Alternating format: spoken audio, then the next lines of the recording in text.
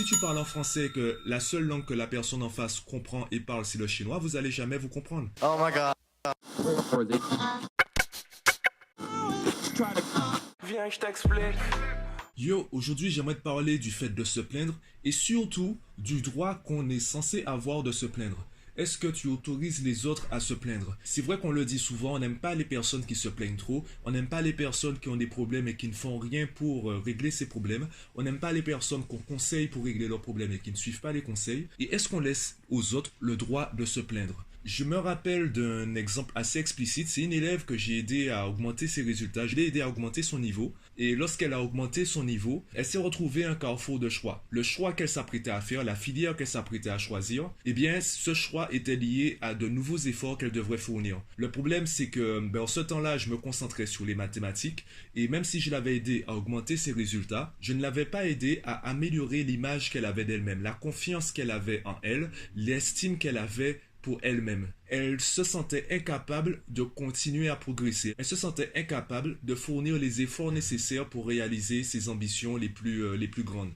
Donc à chaque fois qu'elle avait une note moyenne, voire une note mauvaise, elle diminuait son ambition en se disant « je ne peux pas ». Pourtant, je lui prouvais chaque semaine qu'elle pouvait. Elle comprenait le cours, elle arrivait à faire les exercices, elle arrivait à refaire les sujets d'évaluation sans regarder la correction. Donc elle avait les preuves qu'elle était capable de.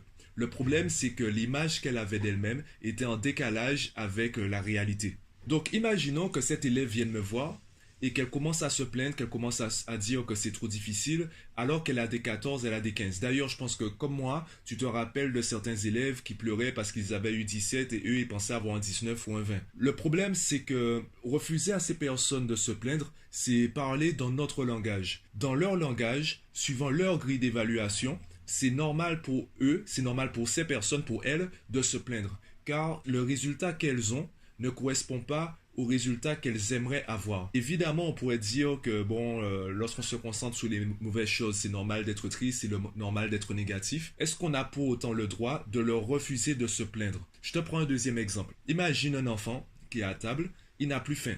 Il considère il estime que son ventre est plein, il ne peut pas continuer à manger, il ne veut pas continuer à manger. Si on lui répond, est-ce que tu penses aux enfants dans les pays africains qui aimeraient bien avoir ce que tu as, qui aimeraient bien avoir un repas tous les jours sur la table, qui aimeraient bien habiter dans nos si belles maisons, nos si bels appartements, qui aimeraient bien aller à l'école, donc tu devrais être content également d'aller à l'école, etc. Même si dans les faits on a raison, d'ailleurs c'est même bien plus grave qu'on ait raison, la personne va ressentir de la culpabilité, et elle ne pourra pas contredire cette culpabilité. Elle sentira qu'elle a raison d'être coupable. Et ça va aggraver l'émotion négative qu'elle ressent déjà. Plus elle va t'écouter, et plus elle va se sentir coupable de se sentir mal. Donc elle va davantage se sentir mal parce qu'elle se sent mal, elle se sent coupable de se sentir mal. Voilà pourquoi même si les personnes qui se plaignent trop, eh bien, il vaut mieux quand même les éviter car on n'a pas que ça à faire, les écouter se plaindre. Il faut aussi accepter le fait que les autres ont aussi le droit de se plaindre. Après, chacun est libre de son chemin.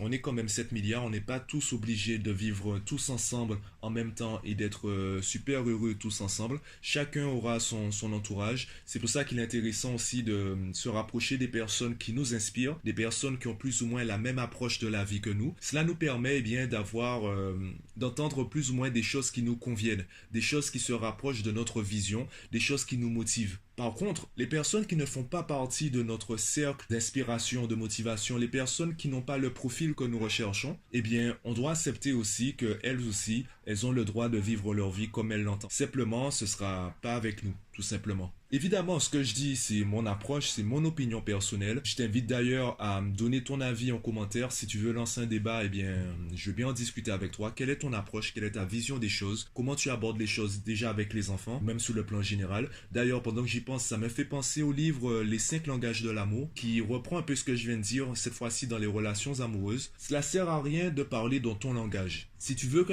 l'autre comprenne ce que tu dis, que l'autre ressente ce que tu ressens, tu dois parler dans son langage. Et dans ce livre, l'auteur commence par expliquer que on a souvent tendance à aimer l'autre dans notre façon d'aimer.